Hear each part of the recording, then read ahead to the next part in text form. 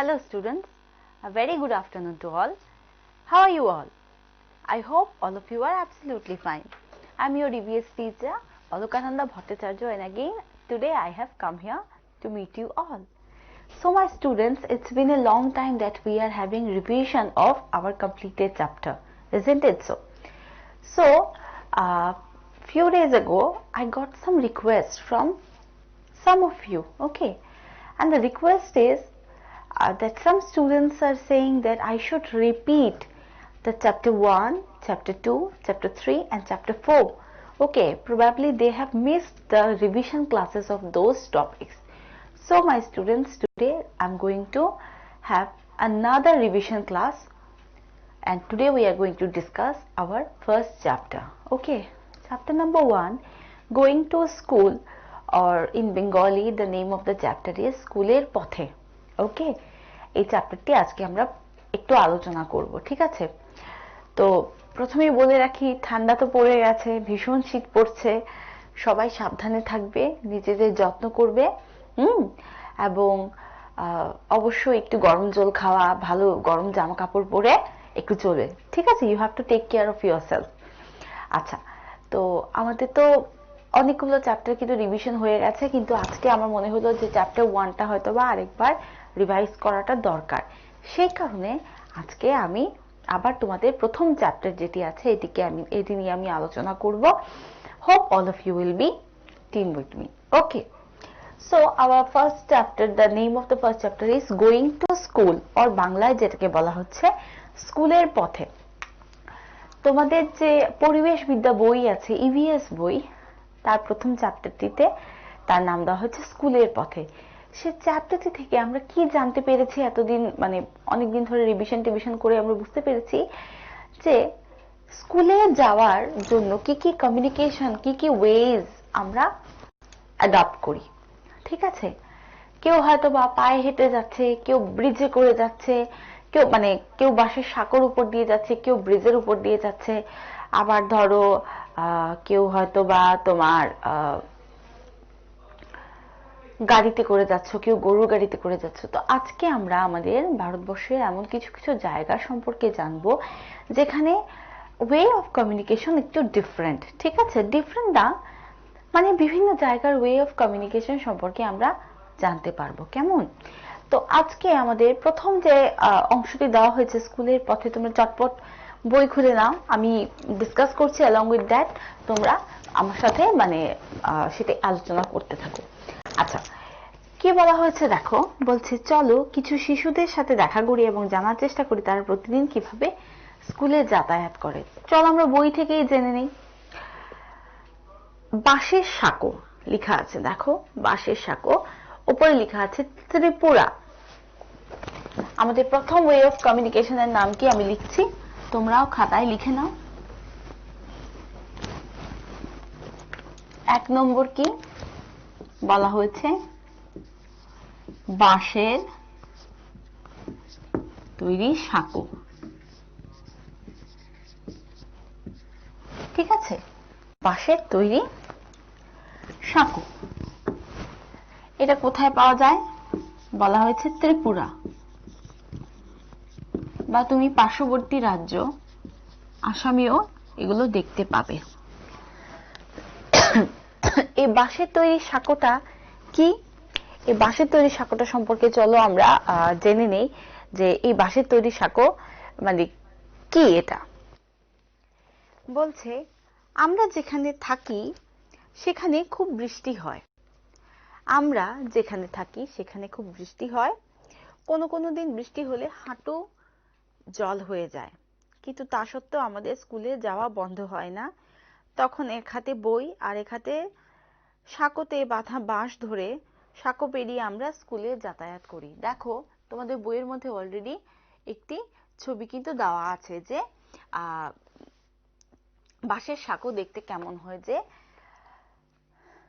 কোনো ছড়া বা খাল ধরো, বা কোনো জায়গাতে যদি প্রচুর পরিমাণে তোমার জল জমে যায়, তখন যদি হেঁটে না চলা যায়, তার উপরে লোকেরা বাঁশ দিয়ে সাঁকো, এক কথায় ব্রিজ তৈরি করে দেয়।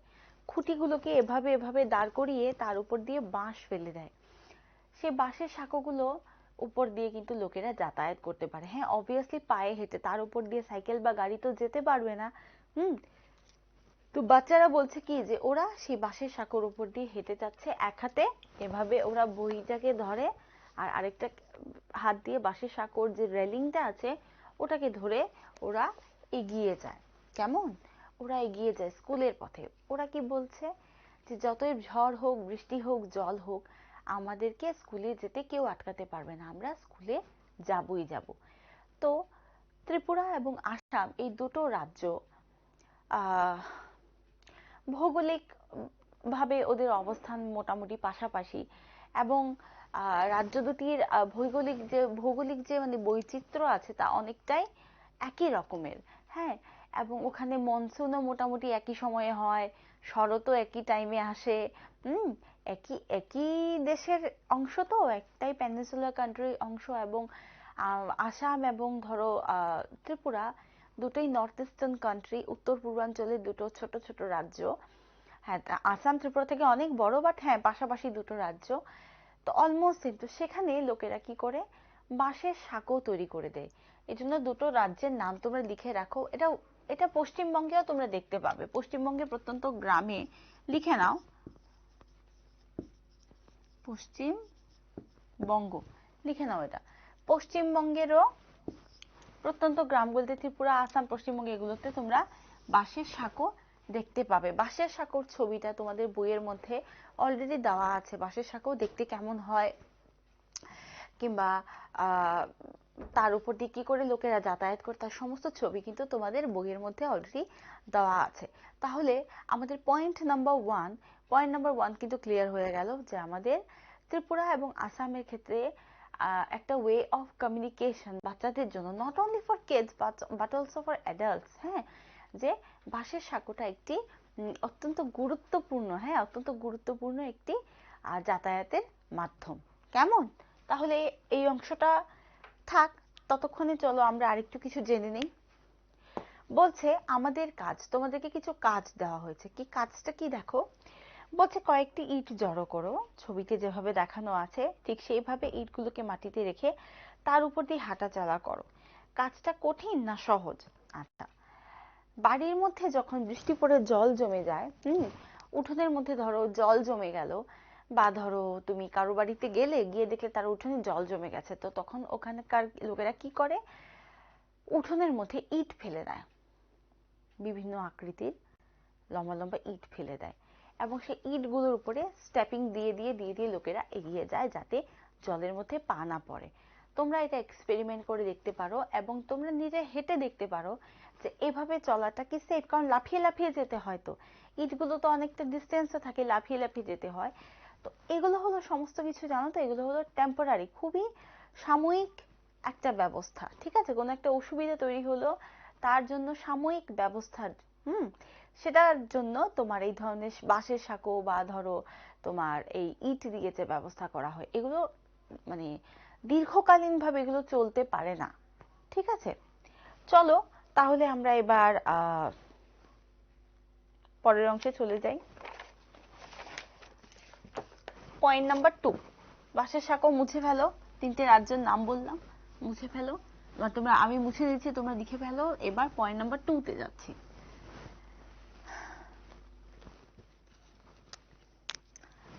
পয়েন্ট নাম্বার 2, কি লিখলাম? আর বইয়ের মধ্যে কি লেখা আছে?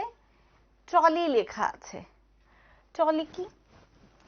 ধরো এখানে একটা পাহাড় আছে, এখানে একটা পাহাড় আছে, এই পাহাড়ে তোমাদের বাড়ি, ওই পাহাড়ে তোমাদের স্কুল।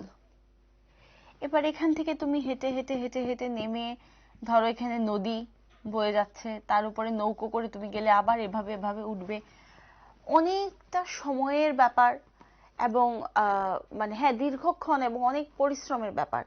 তাই পাহাড়ি যে জায়গাগুলো আছে ওখানে ট্রলির ব্যবস্থা করা হয়েছে। ট্রলি কি?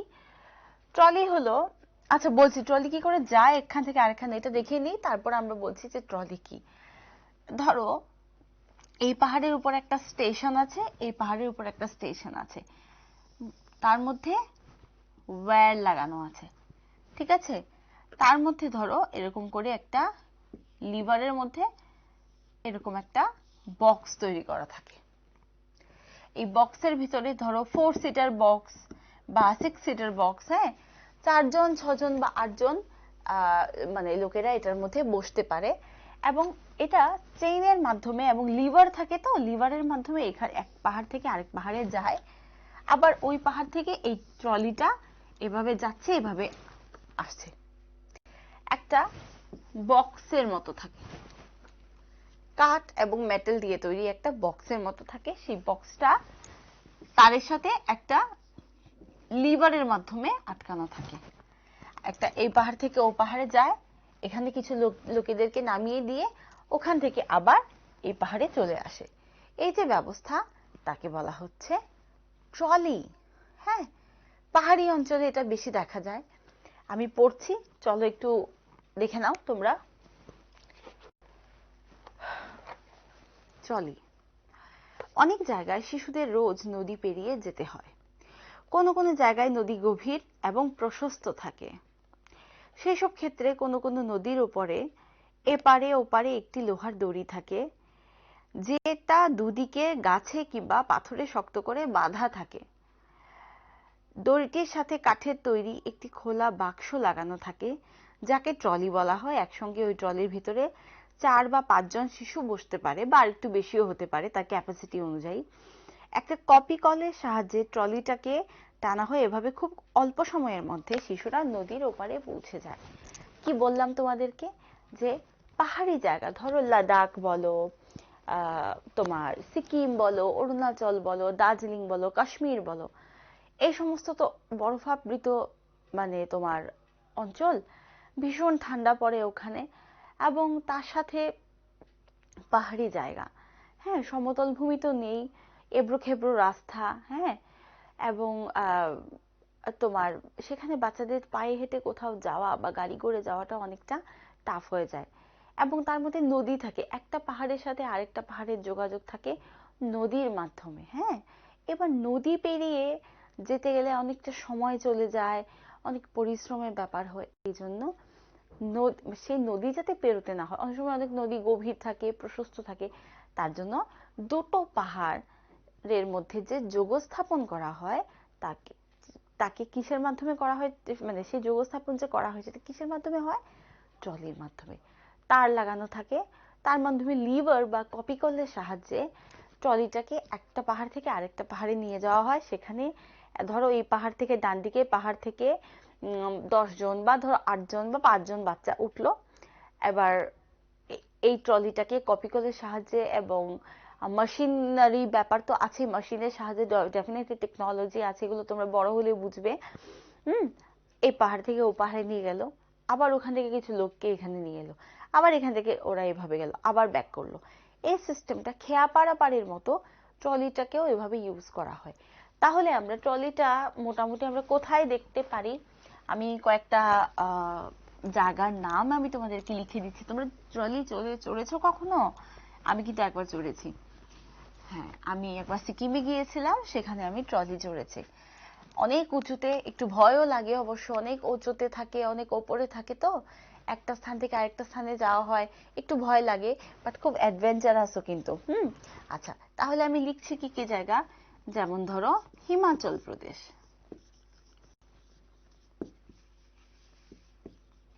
হিমাচল প্রদেশ, ওখানে তোমরা ট্রলি দেখতে পাবে। আচ্ছা, তারপরে যেমন ধরো তোমার সিকিমে তোমরা দেখতে পাবে। অরুণাচল প্রদেশে,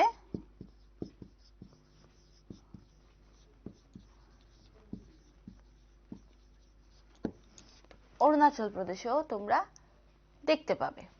আর কোথায় দেখা যেতে পারে? মেঘালয়াতে দেখা যায়, মেঘালয়ে দেখা যায়। এছাড়া ধরো ইয়েস, পশ্চিমবঙ্গের দার্জিলিং,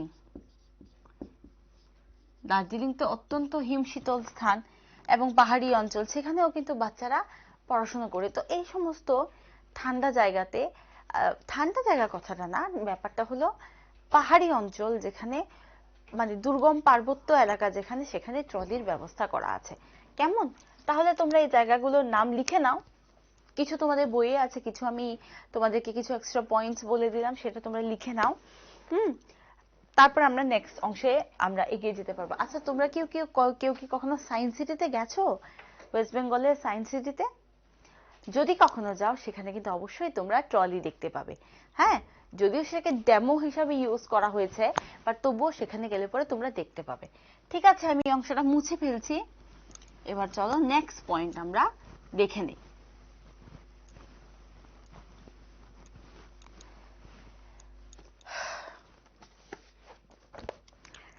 আচ্ছা, পয়েন্ট নাম্বার 3 কি বলছে দেখো। পয়েন্ট নাম্বার 3 হচ্ছে সিমেন্টের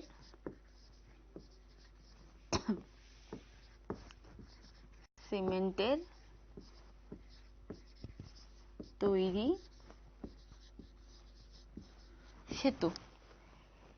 সিমেন্টের তৈরি সেতু, এটার সাথে আমরা সবাই খুব পরিচিত। সিমেন্টের তৈরি সেতুর উপর দিয়ে কিন্তু আমরা বহুবার চলাচল করেছি। হ্যাঁ, ছোট গাড়ি বলো, বড় গাড়ি বলো, মোটামুটি কিন্তু সিমেন্টের তৈরি সেতুর উপর দিয়ে যাতায়াত করতে পারে। ঠিক আছে, আগরতলা শহরে, ত্রিপুরার রাজধানীর নাম তো আগরতলা। আগরতলা শহরে না একটা খুব সুন্দর ফ্লাইওভার আছে। এটাও কিন্তু সিমেন্ট এবং রড দিয়ে তৈরি একটি সেতুর মতোই। হ্যাঁ, তার নিচে হয়তো জল নেই, তার নিচেও আরেকটি ওই সেতুটার মতো আরেকটি রাস্তা আছে। হ্যাঁ, যেহেতু একটি বড় শহর, এটি একটি বড় শহর, হ্যাঁ, এবং অত্যন্ত প্রচুর গাড়ি ঘোড়া আছে, প্রচুর বাইক, স্কুটার, মানে ট্রাক, বিভিন্ন ধরনের গাড়ি, ট্রাফিক জ্যাম হয়ে যায়। সেজন্য রাস্তাটাকে ডিভাইড করে, মানে সেই ট্রাফিক জ্যাম যেন কম হয়, লোকেরা যেন ইজিলি খুব সহজে যাতায়াত করতে পারে, সেজন্য ফ্লাইওভার তৈরি করা হয়েছে। যে একদম রাস্তা ডিভাইড হয়ে তুমি ওপর দিয়ে চলে গেলে, তাহলে নিচের রাস্তাতেও তোমার চাপ পড়লো না, উপরের রাস্তাতেও বেশি ট্রাফিক জ্যাম হলো না, এই কারণে করা হয়েছে। কিন্তু এটিও হলো সিমেন্ট এবং রড দিয়ে তৈরি সেতু। সিমেন্টের তৈরি সেতু আমরা অনেকেই দেখেছি, খুব পরিচিত একটি জিনিস আমাদের কাছে, তাই না?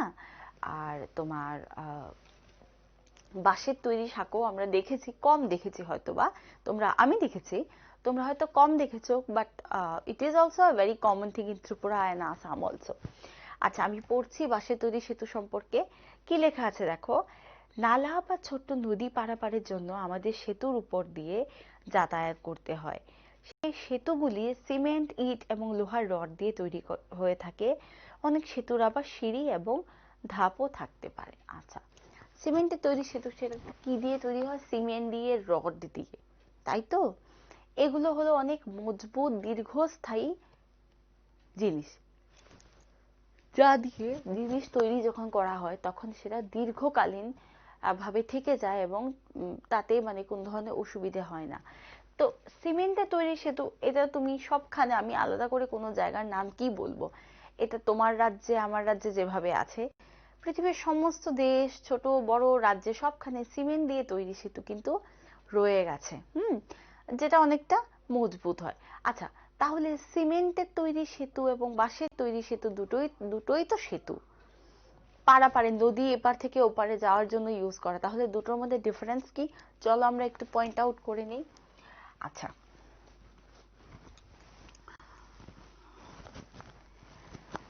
বাঁশের তৈরি সেতু কিন্তু অনেকটা ক্ষণস্থায়ী হয়। বাঁশের তৈরি সেতু কেন? কারণ সেটা বাঁশ দিয়ে তৈরি। বাঁশটা কি? বাঁশটা খুব সাময়িক কালের একটি জিনিস, যেহেতু জিনিসটা জৈব পদার্থ, তাই সে কারণে কিছু কাল পরে রোদ বৃষ্টিতে সেটা কিন্তু পচে যায়, নষ্ট হয়ে যায়। তখন নতুন করে বাঁশের তৈরি, মানে বাঁশ দিয়ে আবার নতুন করে সাঁকো বা ব্রিজ করতে হয়। প্লাস, 1 নম্বর তো হলো এটি কি ক্ষণস্থায়ী বস্তু, 2 নম্বর হলো এটি অনেকটা দুর্বল।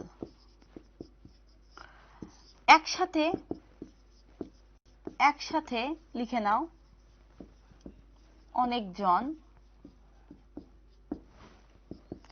চলাফেরা করতে পারে না।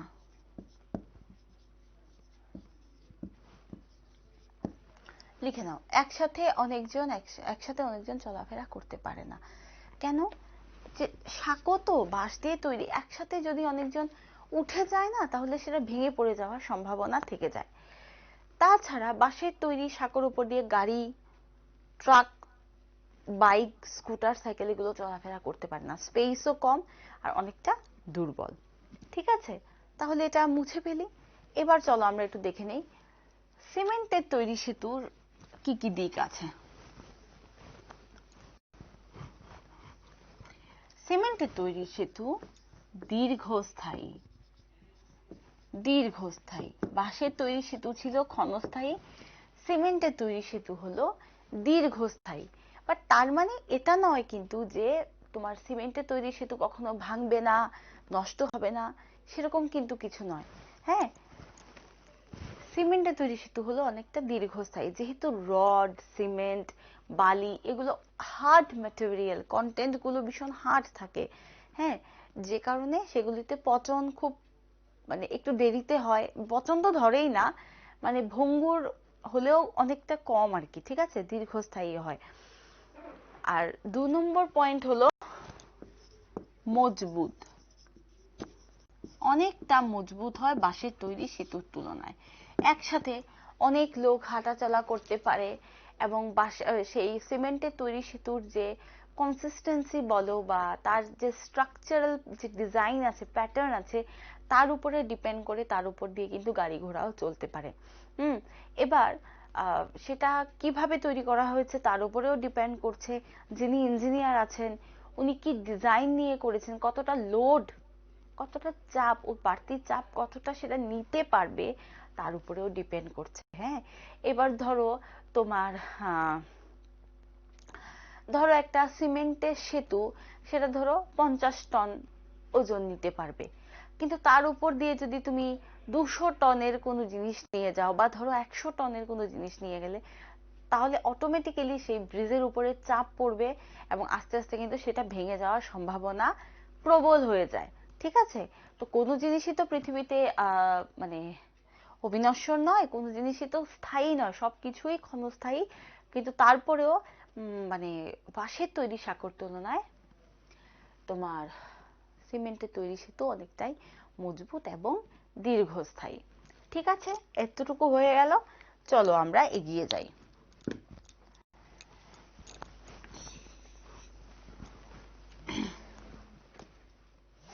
আচ্ছা, ঠিক আছে, এবার চলো আমরা দেখে নেই পরের অংশটি কি বলা হয়েছে। Point number 4, ভাল্লাম।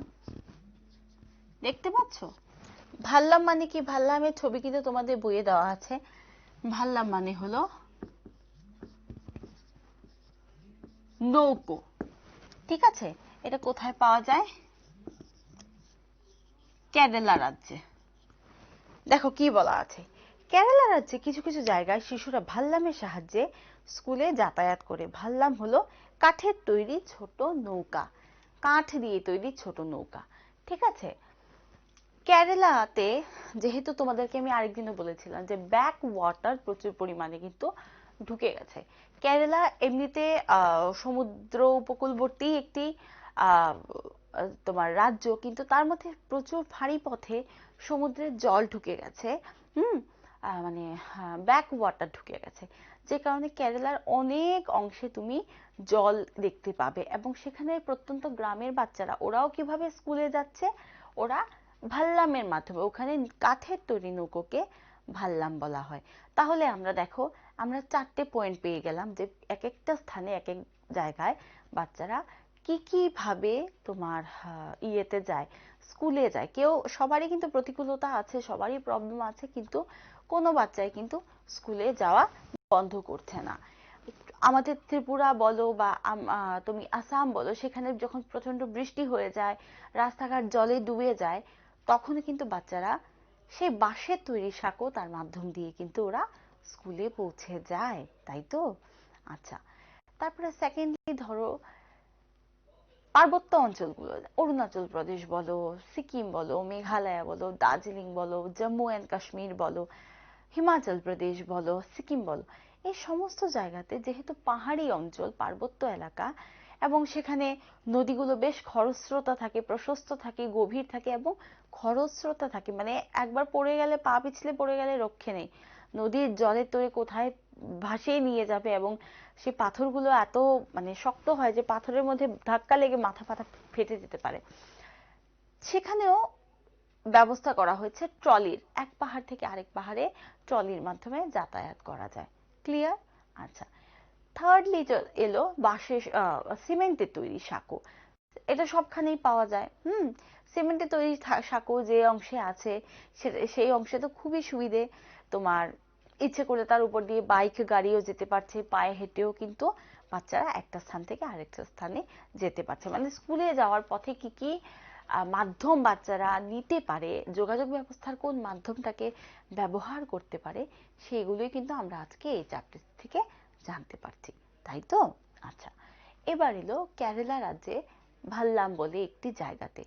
ভাল্লাম যে সরি কেরালা রাজ্যে ভাল্লাম, কেরালা রাজ্যের একটি জায়গা যেখানে ভাল্লাম বলে একটি কাঠের তৈরি নৌকো আছে, যেটির মাধ্যমে বাচ্চারা ওরা তোমার ইয়েতে যায়, মানে ওরা স্কুলে যায়। কেমন? ঠিক আছে, তাহলে মুছে ফেলে এই অংশটা।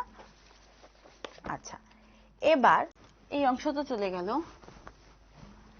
এবার আমরা যাচ্ছি নেক্সট অংশে। 5, উটের গাড়ি।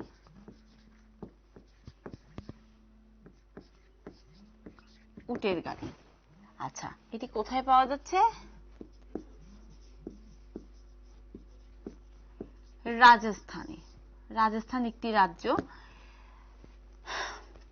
সেখানে উটের গাড়ি পাওয়া যায়। সেই উটের গাড়িতে করে বাচ্চারা এক স্থান থেকে আরেক স্থানে ওরা স্কুলে যায়। চলো কি লেখা আছে পড়ে নেই।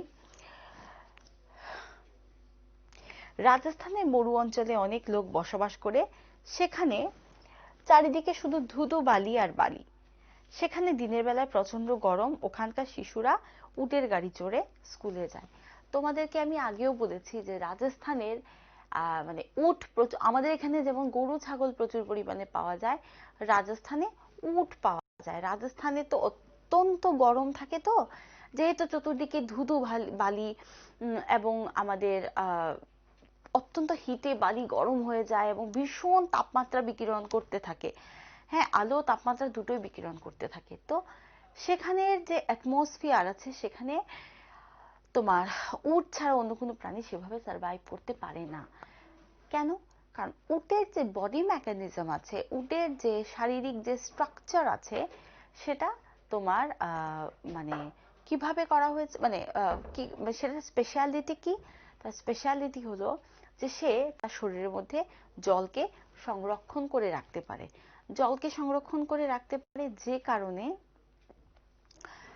মানে ও সেখানে সার্ভাইভ করতে পারে। রাজস্থানে তো জল সেরকম ভাবে পাওয়া যায় না, তাই তো? রাজস্থানে সেরকম জল খুব একটা পাওয়া যায় না, যে কারণে মানে জল নিয়ে অনেকেরই খুব অসুবিধে হয়। কিন্তু উট সেখানে কি করে, তার বডির যে কুচটা আছে পিঠের মধ্যে, তার মধ্যে জল সংরক্ষণ করে রাখতে পারে। তো সেই উটের পিঠে গাড়িকে লাগিয়ে, ছোট্ট গরুর গাড়ির মতো যে কার্ট সিস্টেমের গাড়ি আছে, সেগুলোকে লাগিয়ে, মানে উটের গাড়ি চড়ে লোকেরা এখান থেকে আরেকখানে যায়, সেখানে ছোট ছোট বাচ্চারা সেই উটের গাড়ি ইউজ করে বাড়ি থেকে স্কুল, স্কুল থেকে বাড়ি ওরা করতে পারে। ঠিক আছে? এবং কোন রাজ্যে সেটা আমরা বেশি পরিমাণে দেখতে পাচ্ছি? রাজস্থানে। আচ্ছা, কি লেখা আছে দেখো। তুমি কি কোনোদিনও উটের গাড়ি বা ঘোড়ার টানা গাড়িতে বসেছো? যদি বসে থাকো তাহলে কোথায়?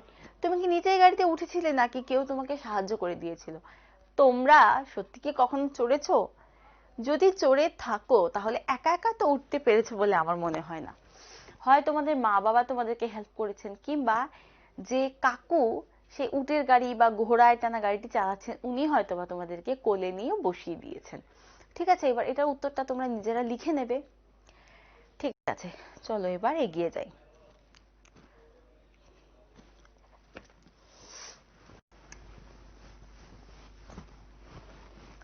এবার 6 নম্বর পয়েন্ট হলো কি?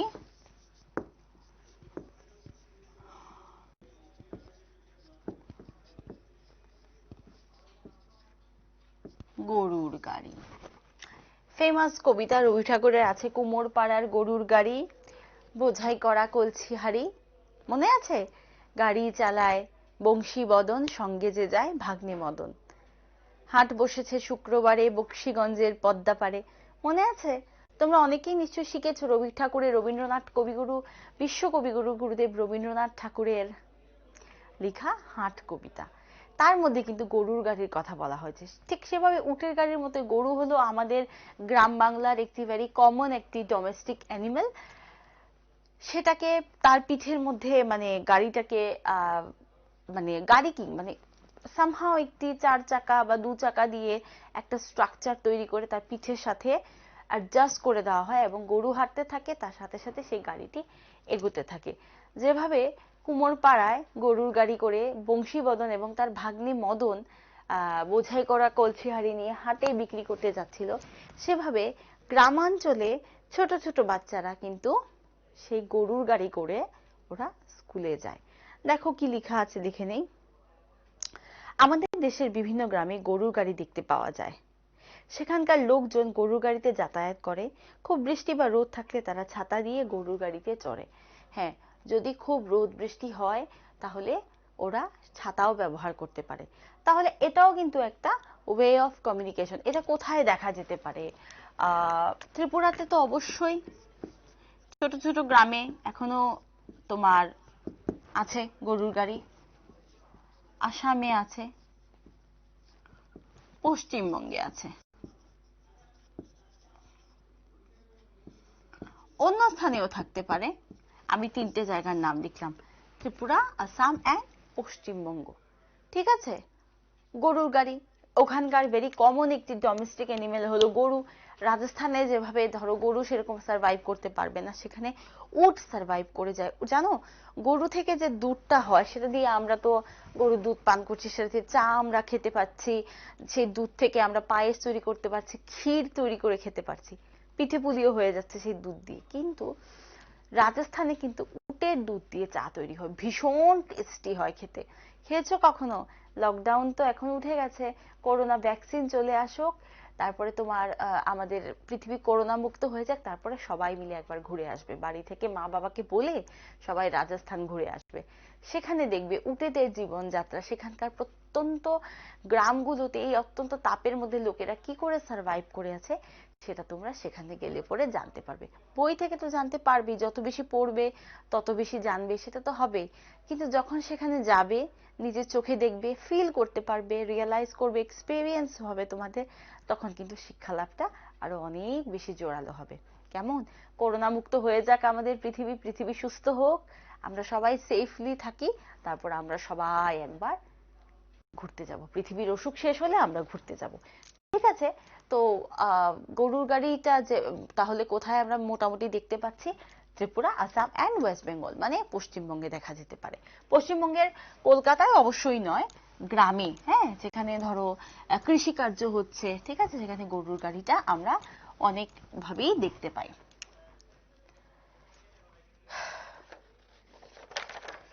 আচ্ছা, তারপরে দেখো বাইসাইকেলে ভ্রমণ, নাম্বার 7।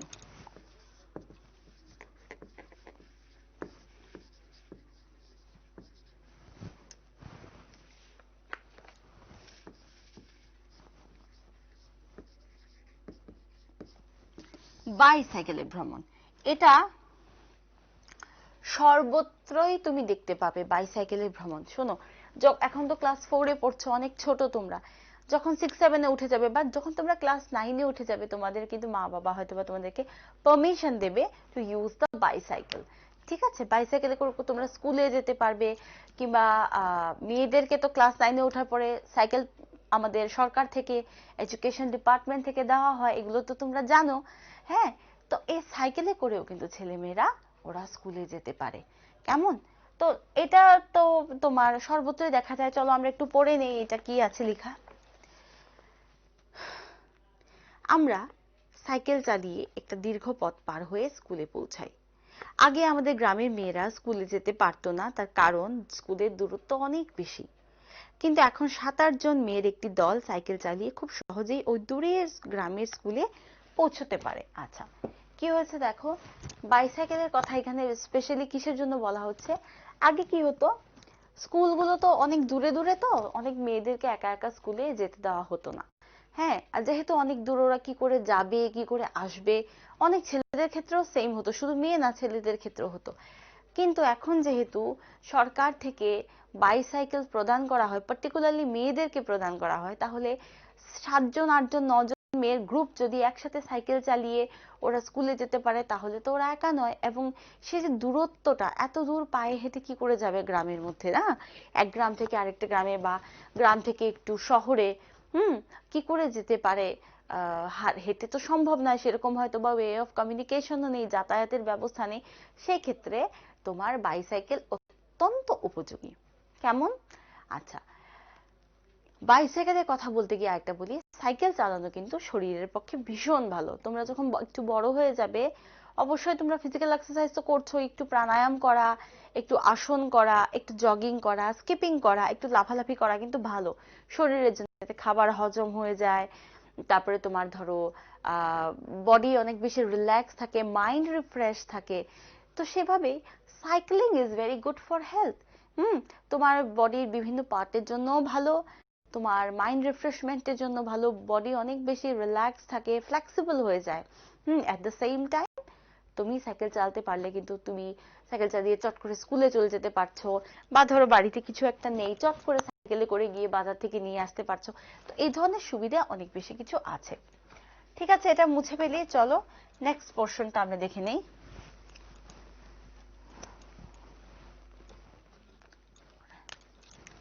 8 হলো জোগাড়।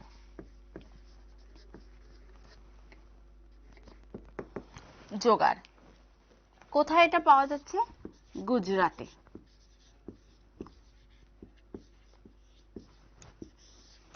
গুজরাট আরেকটি রাজ্য, তাতে জোগাড় বলে গাড়িটি দেখতে পাওয়া যায়। কি, চলো আমরা একটু দেখে নিই। এটা একটা বিশেষ ধরনের গাড়ি। গাড়িটা যখন চলতে শুরু করে তখন একটা ভটভট ভটভট আওয়াজ হয়। এটা একটু অন্যরকম, তাই না? গাড়ির সামনের অংশটি অনেকটা মোটর সাইকেলের মতো দেখতে, তবে পেছন দিকটা মালবাহী গাড়ির মতো কাঠের টুকরো দিয়ে সাজানো। আচ্ছা, গুজরাট যে জায়গাটি, সেখানে তোমার জুগার বলে একটি বিশেষ ধরনের গাড়ি দেখতে পাওয়া যায়। তার সামনের দিকটা কেমন? বাইকের মতো, ঠিক আছে, বাইক যেভাবে চালানো হয় বাইকের মতো, কিন্তু তার পেছন দিকটা কাঠ দিয়ে একটি মালবাহী গাড়ির মতো স্ট্রাকচার তৈরি করে দেওয়া হয়েছে। ঠিক আছে, সেই স্ট্রাকচার যে অংশটা, সেটার মধ্যে বসে লোকেরা এক স্থান থেকে আরেক স্থানে যাতায়াত করতে পারে। ঠিক আছে, বোঝাতে পারছি কি? তো এটার মাধ্যমে কিন্তু ছেলেমেয়েরা একটা স্থান থেকে আরেকটা স্থানে যায়, ওরা বাড়ি থেকে স্কুল, স্কুল থেকে বাড়ি ওরা করতে পারে। জোগাড় কোথায় পাওয়া যাচ্ছে? সেটা গুজরাটে পাওয়া যাচ্ছে। ঠিক আছে, চলো এবার নেক্সট অংশ আমরা দেখে নেই।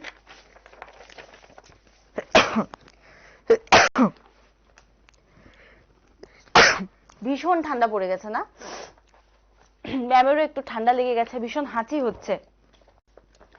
তোমরা একটু সাবধানে থাকবে যাতে ঠান্ডা লেগে না যায়, কেমন? আচ্ছা, এবার আরেকটা অংশ কি বলছে, বলছে জঙ্গল দিয়ে যাতায়াত করা। চলো আমরা এই অংশটা চট করে একটু আলোচনা করে আজকে আমাদের ক্লাস এখানে শেষ করব। হ্যাঁ, একটু জল খেয়ে নিই, দাঁড়াও।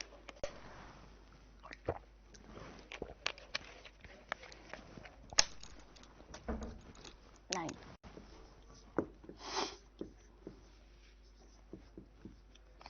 জঙ্গল দিয়ে যাতায়াত।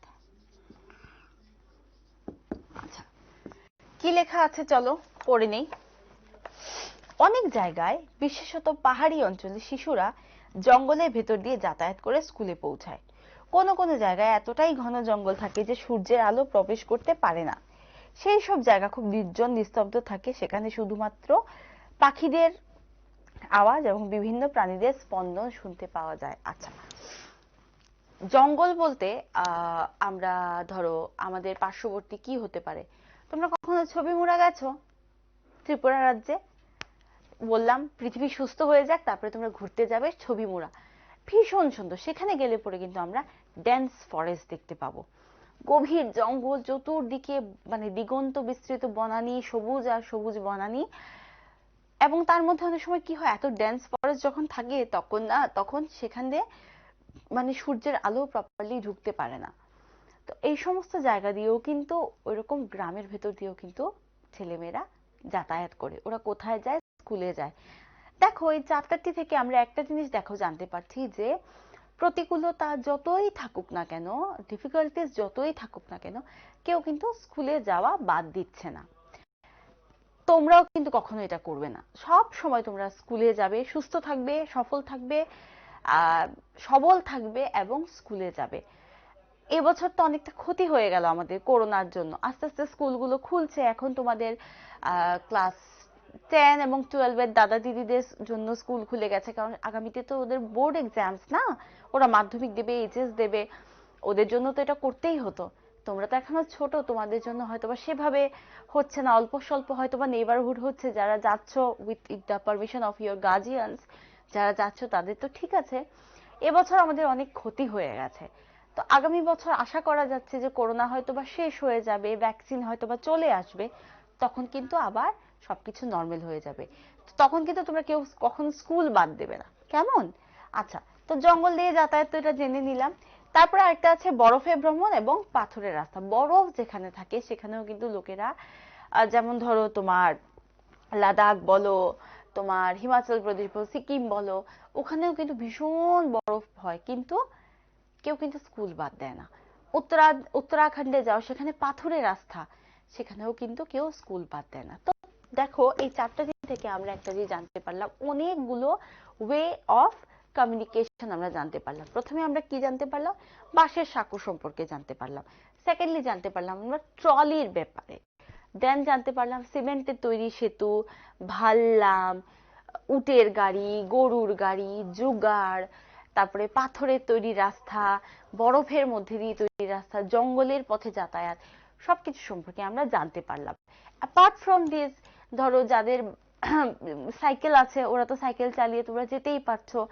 যাদের ধরো বাড়িতে মা বাবার ধরো বাইক বা স্কুটি আছে, ওটা দিয়েও তোমরা যেতে পারছো। বা কেউ কেউ হয়তো বা স্কুলের গাড়ি আছে, স্কুল বাস আছে, স্কুল ছোট ছোট গাড়ি আছে, ওটা দিয়েও তোমরা যেতে পারছো। তো এই গাড়ি, তারপরে ধরো বাইক সাইকেল ছাড়া আর কি কি মিডিয়াম হতে পারে সেটা সম্পর্কে কিন্তু আজকে আমরা এই চ্যাপ্টারটি থেকে জানতে পারলাম। আগামী দিন আমরা চ্যাপ্টার নাম্বার 2 আলোচনা করব। তো আমার স্টুডেন্টসরা, আমার আদরের ছেলেমেয়েরা, দেখো এই চ্যাপ্টারটি, this is the second time I am having revision of this chapter number 1. So I'll hope that all of you will definitely read the chapter very carefully, very beautifully, and always you will prepare yourself for the upcoming exams. Okay, so all the best to you from my side. সবাই সুস্থ থাকবে, ভালো থাকবে, নিজেদের যত্ন করবে এবং পড়াশোনাটা চালিয়ে যাবে। আমি আজকে তোমাদের থেকে এখানে বিদায় নিচ্ছি। আগামী দিন তোমাদের সাথে আবার দেখা হবে, আরেকটি নতুন চ্যাপ্টার নিয়ে আমরা আলোচনা করব। ততদিন সবাই সুস্থ থেকো, ভালো করে পড়াশোনা করে যাও, কেমন? So now I'm going to take leave from you. Bye.